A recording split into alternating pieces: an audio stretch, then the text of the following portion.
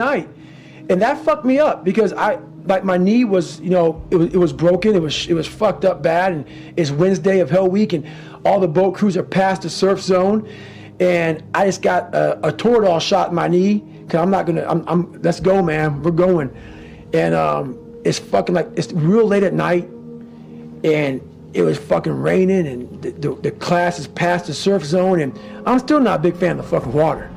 The ocean is very unforgiving.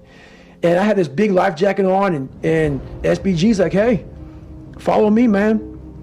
Should we run a mile down to where the boat crews are at out past the surf zone? I'm thinking, hey, we're going to wait for him to come on in. He goes, hey, man, get a Kim light. He broke a Kim light, put on my hat and said, go out and fucking get him. And I was on my own. There was no swim buddy, so I can buzz you for swim buddy. Yeah. And when he said that to me, I said, are you, in my mind, I said, this motherfucker is joking. He's got to be joking, man. It's Wednesday. He must have been thinking, like, I'm going to break this guy. Like, this is going to be the moment. I think that's what it was, but we're pretty tight now. And he said, no, that wasn't it at all. He said, you're one of the only people in my tenure as a BUD/S instructor that I've ever done that with. He said, I knew a person like you would have found that as a challenge. And I had to dig deep because I didn't want to look at him and say, hey, man, I'm not doing that shit. Even though I think I could have because there was no swim buddy. You don't go out there Wednesday night after like 80 hours of Hell Week and you're like seeing stars and shit like I'm during the daytime. You're seeing boats and I'm out there. You're hallucinating. You're all over the place. He sent me out there. I was like, okay, this is my time to show one of the baddest motherfuckers in the world that it's on. So I got my shit, man. I went out there and did it, and I detail it well in the book, but it was a moment that I started realizing I'm starting to separate myself. When you grow up weak and you start to master your mind, because my whole thing is whenever I'm weak at something, whenever I'm scared of something, I master it. I was a weak-minded person, so I mastered my mind. And in mastering my mind, I mastered the human mind. And I realized why I no longer judge people, why I no longer put people on a pedestal, because we're all fucked up our own way. We all have demons. Some people hide them better than other people.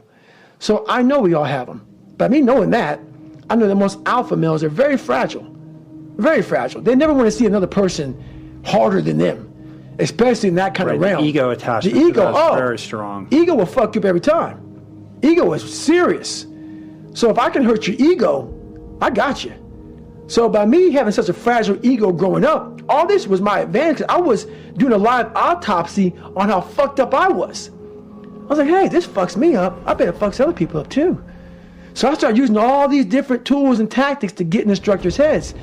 And the taking souls, that's where it happened, man. We're Wednesday, freezing fucking cold. Everybody's jackhammering. Everybody wants to, everybody's just wanting to get through it now. Jackhammering's when you just can't stop shivering. You can't stop shivering. You're sitting there just uncontrollably jackhammering. And the instructors take great pride in watching you suffer. They do. We, in a sick way, it's kind of funny. You were there once as a student. Now you're an instructor. But I knew, how would I be thinking if I was an instructor? I would love seeing this sadistic shit go on. But what wouldn't I like to see? I would hate to see some guys just looking like this is just another fucking day on the fucking beach and go fuck yourself.